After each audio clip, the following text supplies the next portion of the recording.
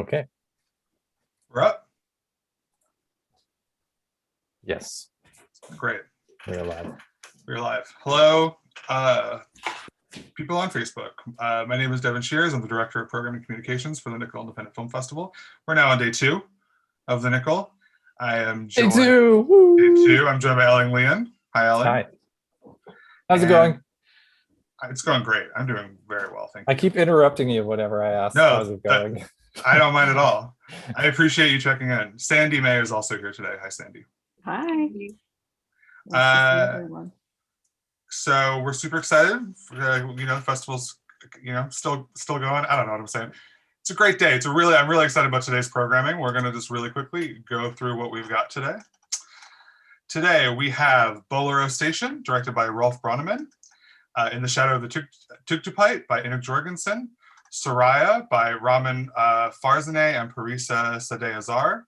The North Star, Finding Black Mecca, directed by Angel Penang and Torn Blades. Cannibal Boys by Christine Poker, a filmmaker from Nakoshish up in Labrador.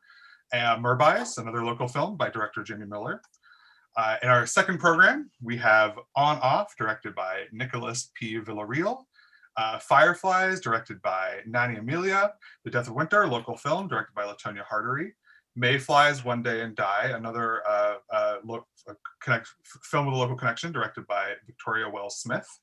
And feature documentary Hakamada, directed by Louis Dai, which is about the longest held man in death row, which is it's a very, very fascinating doc. All of those available on our website right now, nickelfestival.com, for totally free. And so I'd encourage anyone who's watching right now, if you haven't gone and booked a ticket, go do it now. Why not? Click away just for 1 second and then come right back, because we're going to have some chats with a few filmmakers. I'm really excited to have 3 of the filmmakers behind 3 of the films joining us today. We have Jamie Miller, director of MerB'ys, Inuk Jorgensen, director of In the Shadow of the Tugtupite, and Latonia Hardery, director of The Death of Winter. And we're going to talk to each of them for a few minutes. And so first up, I'm going to say hi to Jamie Miller, director of MerB'ys. Hi, Jamie. Hello. How you doing? I'm great. I'm, getting Rainy through day. lots of things. Yeah, rainy day. Yeah. Mm-hmm. So we're super excited to be showing your documentary, MerB'ys. I'm sure a lot of people who might be watching already know what the MerB'ys is, but maybe if you could just quickly talk about what the documentary is about for maybe who people don't know. Yeah, definitely. So the MerB'ys was created by a group of folks here in St. John's who, wanted to just go out and do a fun calendar of mainly men dressed up in mermaid tails and do it to raise some money for a charity. They started off with a mental health charity, the Spirit Horse, and it blew up when they started it. I guess it would have been about 4 years ago now. And so I followed them in 2019 on their 3rd and final calendar, and really just wanted to focus on some of the stories of the folks behind, folks who are modeling and taking off their shirts for the first times and dealing with vulnerability and masculinity and gender identity and sexuality and mental health. And there's just so many layers of things that are going on with the work and the community that they collected. So it was just like a really lovely experience. Meeting all those different folks. Yeah. Well, yeah, I think vulnerability is obviously one of the significant sort of themes of the film and how it relates to masculinity. What was it like?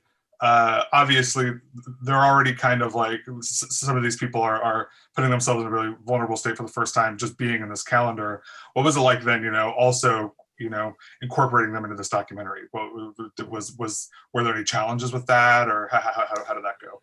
Oh, for sure. Yeah. I mean, like the great thing was the organizing team led by Hassan Hai and Jeff and Courtney Wells and the other folks that make up the board. They were so welcoming and positive and excited. They just wanted to share stories. That's what the calendar turned into, they realized, was just all these different folks with all these different experiences and reasons for being a part of this and pushing themselves to do it. And so they were like, yeah, we want to set up an audition this year where people come in kind of like Canadian Idol style, you know, like they sit in and they talk to us in person so that we get to know them on two levels, but also in that face-to-face level. And so it was perfect for us filming, but it meant that when they came in, it was beautiful moments, but they were then surrounded by cameras and lights for us to get these kind of initial bites of interviews of why they wanted to try out for this. And it was really interesting that way, starting off, because that was the first thing we really filmed properly.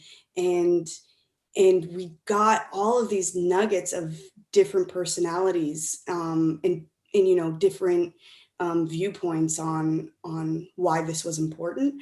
Some of the beautiful moments was John Tucker, he's one of the key dudes we follow. And he just right out the gate was I'm dealing with bipolar disorder and PTSD and all these things in his mental health. And he really pushes himself hard all the time to talk about that openly because he knows it helps people. But it was scary. And same with Sheldon, talking about his physical disability and taking off his shirt and how he doesn't feel included in a lot of communities. So there was a lot of openness in those initial interviews and auditions.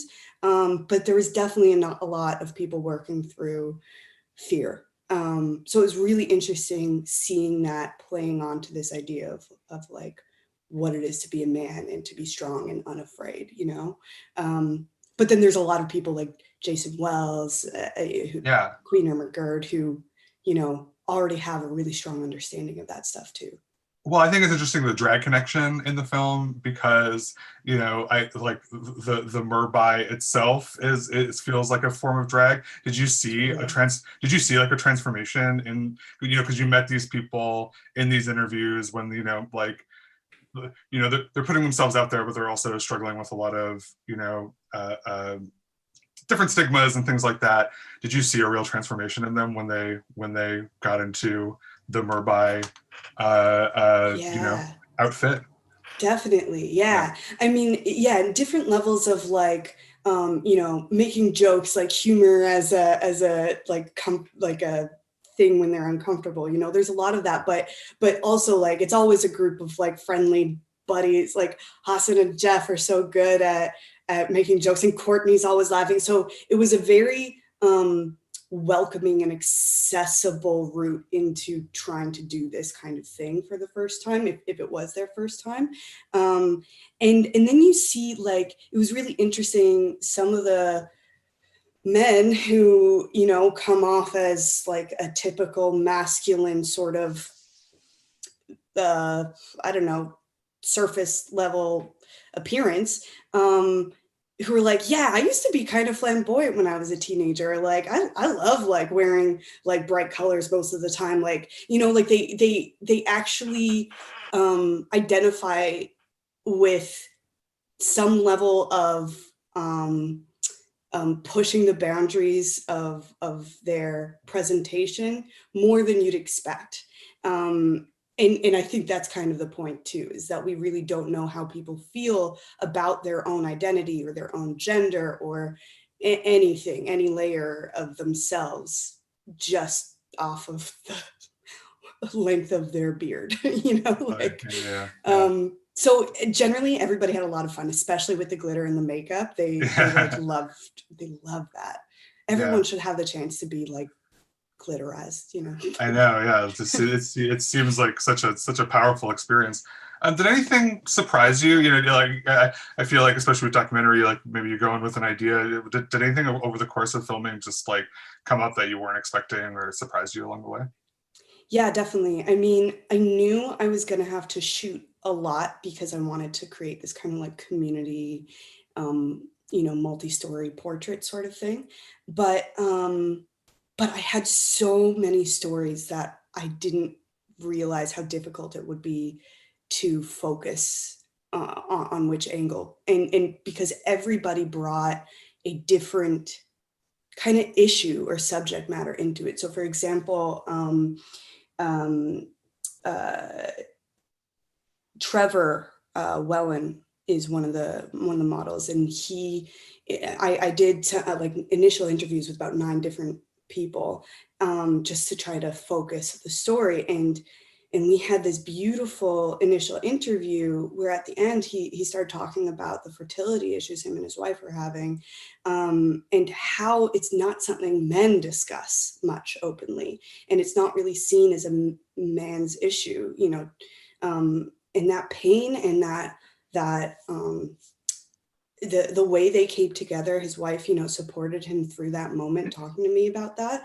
It was so lovely and opening, and I didn't realize how emotional I would get in all these like initial conversations. And Alphaz as well, you know, he's a man from Africa, and he came. It's like he's been living here for, you know, a few years, and he really just wanted to be like, let's like open up conversations about, you know, what home is and what like being a Newfoundlander is, and don't be afraid to just like ask me questions and talk about that side of racism. So we couldn't fit all of these varieties of issues into it, but they all could have added another layer on top of the ideas of masculinity. So that was really hard. Yeah, I mean, it's a very, I mean, even as it stands now, it's a very rich film, because I think it, you know, it has a lot of layers to it, and it's a really, yeah, really beautiful piece. Elling, anything from Facebook or anything you wanted to add? No, nothing from Facebook, but thank you for the film. It's really beautiful. It's like must have been so hard to focus, or like to distill the whole kind of what are these threads that are, you know, that these people have in common. And so what attracted you to the story of the MerB'ys in the first place? Well, honestly, initially it was my friend was talking about the second calendar, the second year they did it, and how Dane Woodland was a part of it. And I was looking through the photos afterwards and how like stunning they were, the landscape. And I know they made a point that year to go across Newfoundland and even to Labrador to really show a variety, like diversity of location and regions as well. And so it really made me think about like how important that opening of a door in smaller communities of this kind of discussion could be, like you know, thinking about young queer kids in very rural settings who are still trying to figure out how to be themselves in a place that maybe they want to be able to stay in, but might not feel they'll be accepted in. How seeing something like this, the spread across Newfoundland and Labrador, what that could mean to people of different kinds of identities, and how joyful it is, and how it might actually make it easier for people who don't know how to talk about things like toxic masculinity, who don't have that language, how it might be like a step. So I mean, Dane Woodland was the model, the photo, because he's a trans activist and so well spoken and so public in the work and the thoughts that he does, and that association with this was just so beautiful to me. So yeah, that's what got me into it. That's Well, awesome. we're so excited to be able to share it with people in that way. Before I let you go, what do you got coming up? I kind of know, but so it's a leading question. But what do you got coming up? You do know, because every time I see you in cafes around town, I'm like, Devin, help me. I got the Michelle Jackson Award from the Women's Film Festival, St. John's International Women's Film Festival last fall. So that's very exciting. I know that Latanya like knows about that stuff too. And I am shooting in less than 2 weeks. So we're shooting out around the bay and figuring out all the logistics of putting up 15 people up in a small community and all of that. So that's called Proximity. It's going to be a 6-minute film, and we'll be in the festival this October. Yes, so keep your eyes peeled for the Women's Film Festival in the fall. For Jamie's next project. Jamie, thank you so much. Thank you. I know you're on your way to get vaxxed. Yeah. So enjoy. So I'll hop off now. That's cool. Yeah, yeah, Okay. of course. Yeah, for Awesome. sure. All right. Thank you so much Thanks, for everybody. joining me, Jamie. Bye. All right. Thank you, Jamie. That was fabulous. A beautiful film. Please be sure to go check it out. Next, we're going to talk to the director of Shadow of the Tugtupite, Inuk Jorgensen. Inuk, hello. Oh, you're muted. Oh, hello, I had to. Yeah. That's the problem with Zoom, right? I guess you'd be used to this by now, right? Almost 2 years of doing this, but yeah. So yes, but thank you very much. Thank you. A little uncomfortable. Oh, yes, thank you so much. This is actually your second film, or rather, second year in a row that you've had a film play at the Nickel. Last year's film was Head Tuft, which was fabulous. But yeah, this year's Shadow of the Tugtupite. Maybe can you talk a little bit about what the film is about?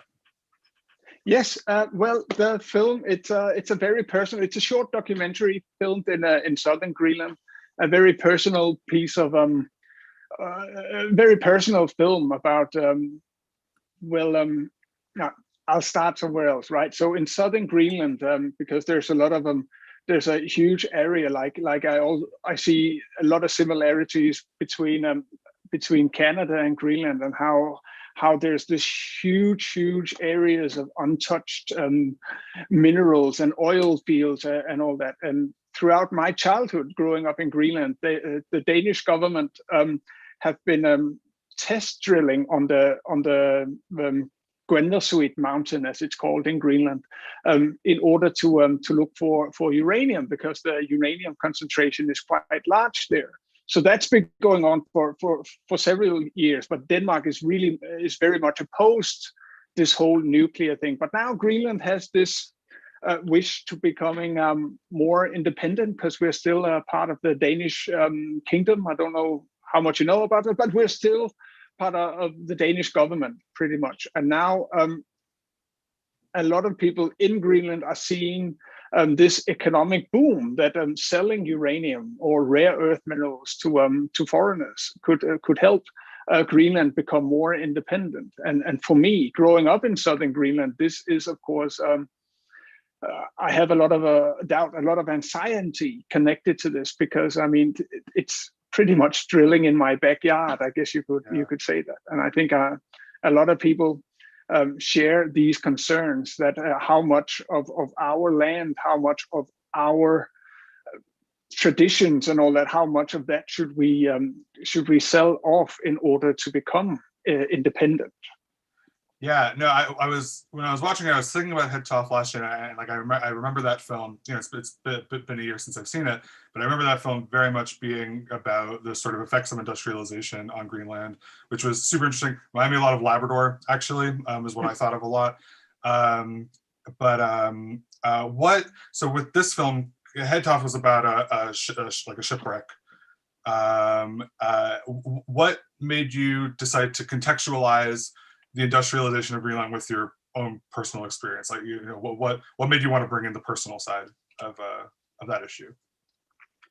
Yeah, well, I think being Inuit and having grown up in Greenland, I mean, you do have a lot of connections to a lot of these historic places, I guess you could say, and especially nowadays when both we all of us, we deal a lot with climate change, and we have all these effects with as I mentioned before, Greenland wanting to become more independent, you know, and in some ways it stirs up a lot of old feelings, because the film I made last year that you mentioned really much dealt with, I would almost say, the Danish government not really knowing that they were going to sail ships around Greenland during wintertime. I mean, there's a lot of ice here. I mean, an Arctic winter is something you don't go around sailing with passengers during the Arctic winter, at least not in the 1950s. You know, and I think in many ways these two films are linked, in that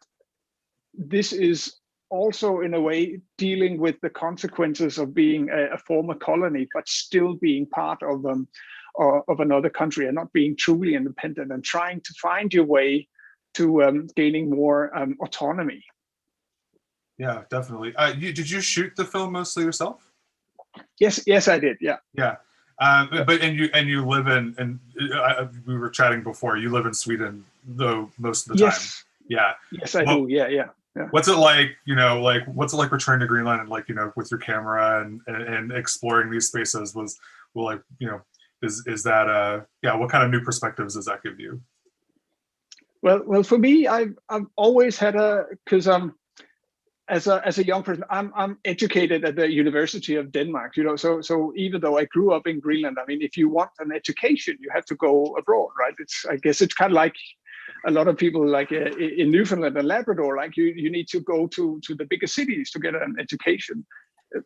You can't find that kind of education in Greenland, so you have to go to Denmark, right? So I've been living abroad now for half my life pretty much, but I still go to Greenland like once a year. So for me, it's very much a feeling of coming home. And since I left Greenland, you do become much more aware of yourself and your roots and where you're from when you see it at a distance.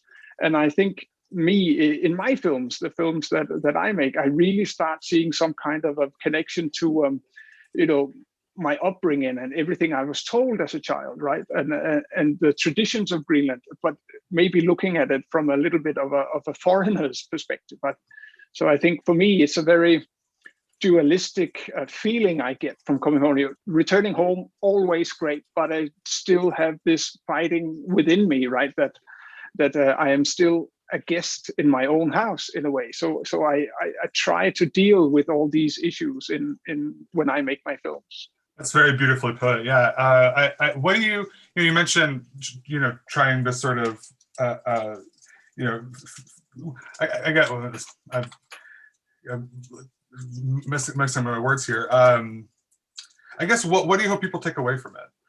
Especially people who maybe, aren't from Greenland, or people who are in Greenland. What do you hope people take away from that?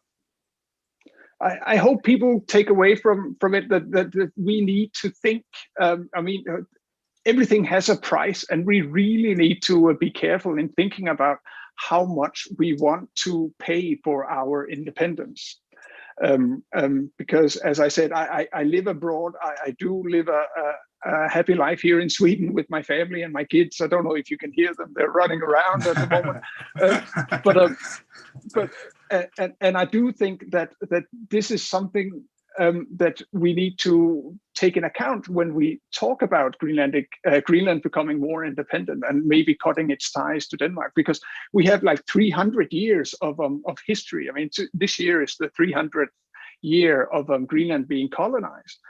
So we have 300 years of history, and one difference there is between the colony master Denmark and what has happened with all the horrible stories you hear coming out of Canada, for instance, right? Is that Denmark has been, in my belief, a very, very kind colonial master. Of course, the Greenlandic language and a lot of the Inuit traditions were banned for a long time, but you definitely don't hear the same kind of horror stories, at least not to the levels that you've been reading in Canadian news.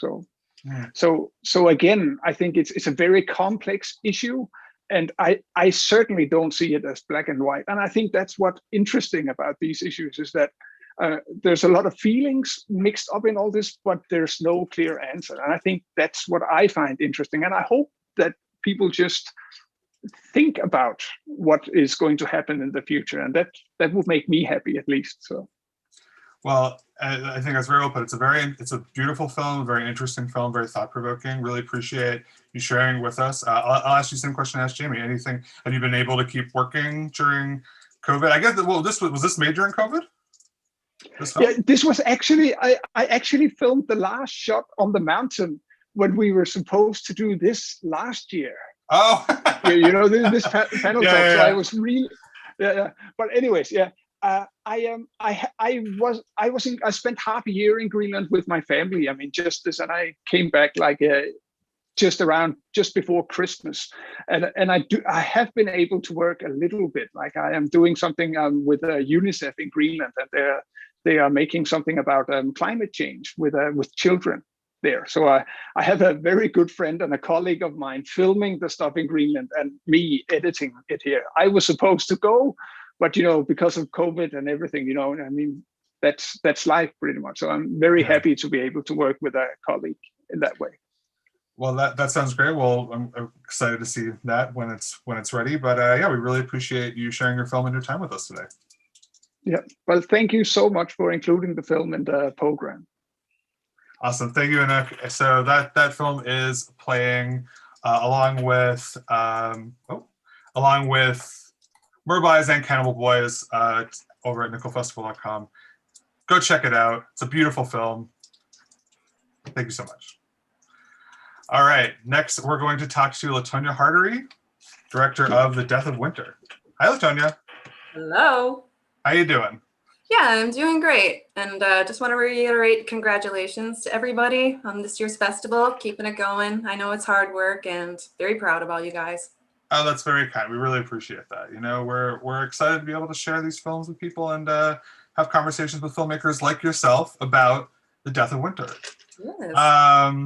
Yeah, I'll kick it off like all the other ones. Just if you could tell us a little bit about The Death of Winter, what it's about. Yeah, well, my film is a historical drama. It's set in the 1830s, 1833, 1834 to be exact. It has a little bit of a gruesome topic. It's about the hanging of the last woman hanged, essentially, in Newfoundland and Labrador. And the film, it's a very complicated topic, and obviously the film is only 9 minutes, so there's only so much of it that you can kind of sample and fold in. But it does look at the reasons that this was sort of her path and how her life ended. And it was based, on the initial charge was based on the murder of her husband, but there's another, I don't want to give it away now, but there's another life instance that sort of increases the suspicion on her activity. So so in the end, you'll find out that it is based on a true story, as much as it could be in 9 minutes for such a complicated topic. Yes, I was going to ask about the true story element of it, based off Catherine Snow is the name of the person's based off of. Can you tell me a little bit about when you first heard this story, and was it one of those things where like immediately you were like, I want to make a film about this, or did it kind of come over time? Well, I think it's a bunch of different things, really, because I have a parallel life as an archaeologist, too. So anything to do with Newfoundland and Labrador history and culture and world history and culture really are my passions. So for the last 10 years, most of the films that I've made are very historical dramas, or they're based in history. So anything kind of to do with that is something that really always is special to me. And as an archaeologist, thinking about the past, the things we did right, the things we did wrong, and, all part of the human story, it just intrigues me sort of in general.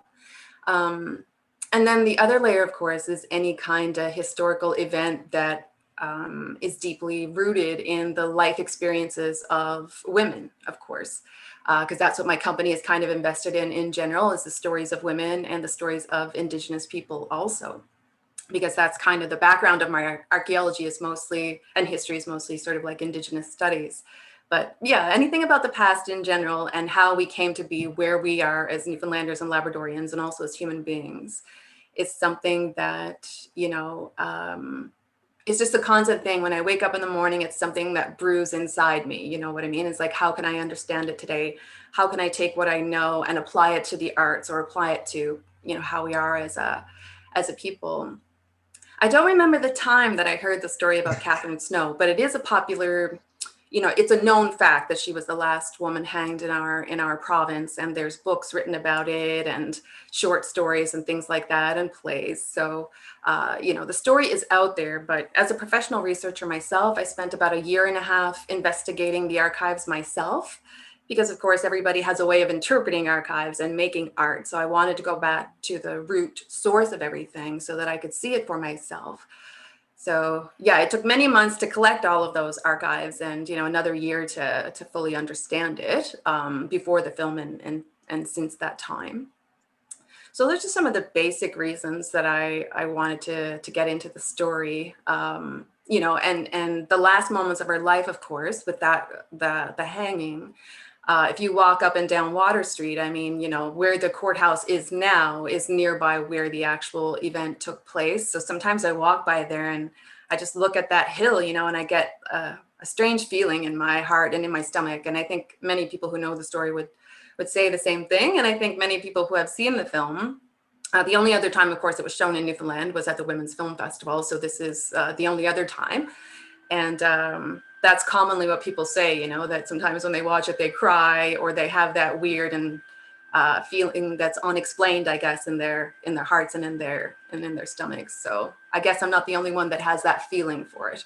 What do you think it is about the story that resonates today? You know, like even though it's something that takes place in the past, that it has this strong resonance today. What do you think it says about our, you know, contemporary, like, political, social climate, whatever? Yeah, well, I think that there's a lot, you know, this story was 200 years ago, but some of the issues that I explore in the story, they only exist in a different time. But fast forward 200 years later, there's still some of these same issues for women, right? Because the question becomes, at the end of the day, did she actually meet this fate because of the crime or this other thing that she had done in life, which was at that time something that a woman was simply not supposed to do. So when you think about it that way, it's 200 years later, but some of those underlying currents of society at that time, they're still with us for women, even though so much time, you know, has passed.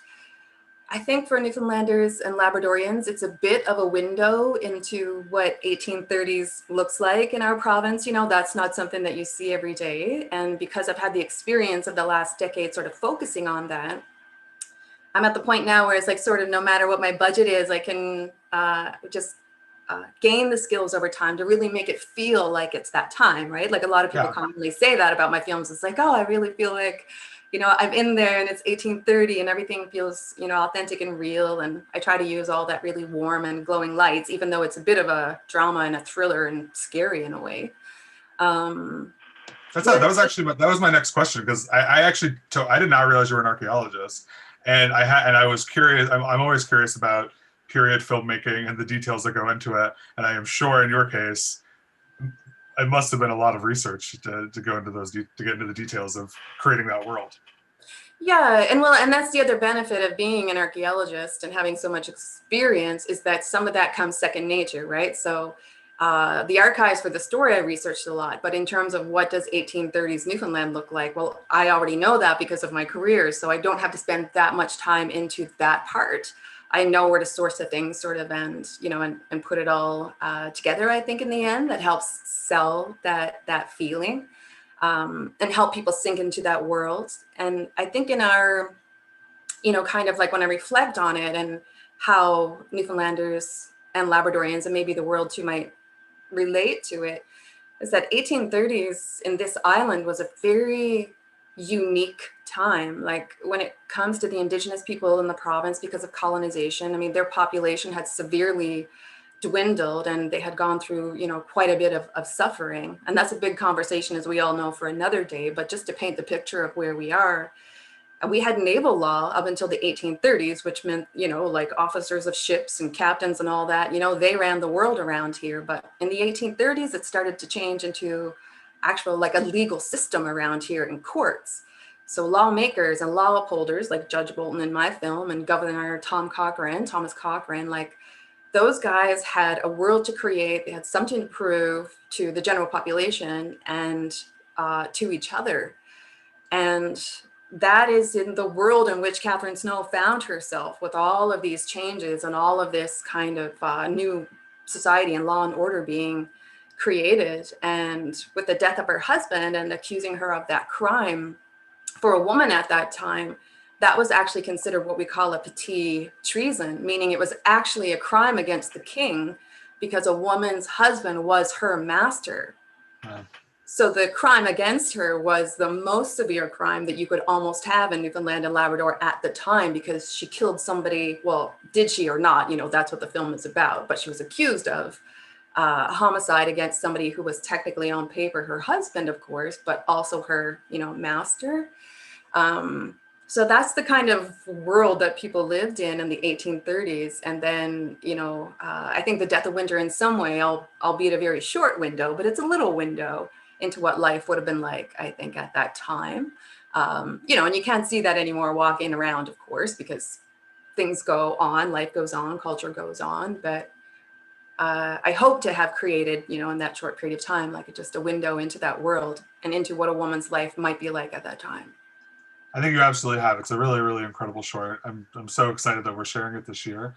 Do you have anything? Have you managed to keep at filmmaking during COVID? You working on anything else right now, or? Well, I've tried to stay safe and stay home and do a lot of writing, obviously. So I've got a couple of TV shows in early development, and I've been optioning a few books lately. And I've got a little bit of seed funding to do. I had that radio show with the CBC called Dead Weight at Best about the women explorers in Newfoundland and Labrador and the Arctic. So I have some funds to have sort of 5 short videos to go along with that project. So I'll be concluding those soon as well. And I'm hoping next year to direct my first feature. I sort of thought about doing it this past year, but the thing that we won't name came along and Yes. made everything go out the window. Yes, it's been tough. Yes. Well, thank you so much for chatting with us today and for sharing your film. I think I think for a lot of the reasons you outlined, it's a really special film for Newfoundlanders, just for anyone really, but yes, for Newfoundlanders to see. And I encourage people to go check out Latonia's film and Enoch's film and Jamie's film and all the other films that we have available here today at nickelfestival.com. Anything else anyone wanted to add? Latonia, I just wanted to say your film blew me away. I watched it for the first time today, actually, and it just the depth of it, like the care that went into every little detail and the depth of thought that went into the telling the story was really impressive.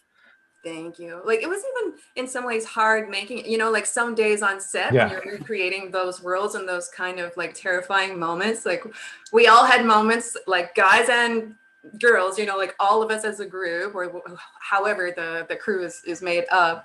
There's a lot of people had a lot of moments where, even though it's fictional technically on the day, like you have that moment where you're filming some of the scenes and you just have to wipe some tears from your eyes, because it's your heart is trying to process the fact that yes, you're making a movie, but this was truly actually somebody's life, this like heartbreak and misery. I mean, I didn't show this in the film, but the upside, of course, is that in 2012 the Historical Society of Newfoundland and Labrador had a not really a mock jury, but it was a public sort of retrial. And through that public retrial, there were lawyers and, actual Supreme Court judges that declared Catherine Snow not guilty. So there is that uplifting part, but I only sort of speak to that in text form in the film, because that's a whole other layer that, it's a whole, this happened.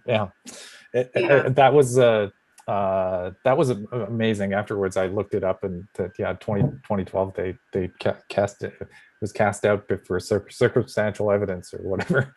Yeah, exactly. And it's easy to look back on 200 years ago with a different kind of lens, and think about people and what they did. But you try your best, and I think that's what art is for, right? It's giving us a way to look at things that have happened in the past or in the present, and talk about it like we're doing today. So I'm really thankful that you're programming the film, and I just wish you guys the best of luck for the rest of the week.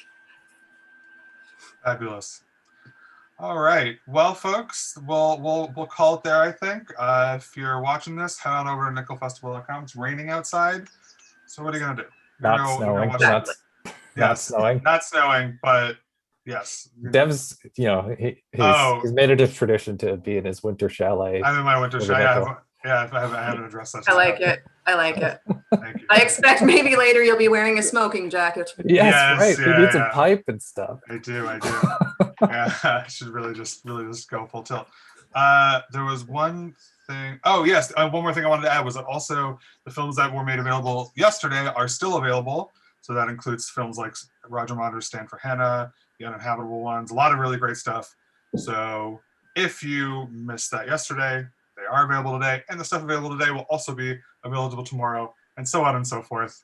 I'm sure that makes sense. But just head to nickelfestival.com. You'll see everything that's available on any given day there.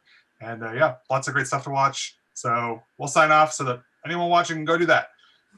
Thanks so much for joining us. Thanks. Thanks, everybody. Thank you. Thank you so much. Thanks, Inuk. Yeah. Thanks, Lutonia. Have a great week. Too. You too. You too.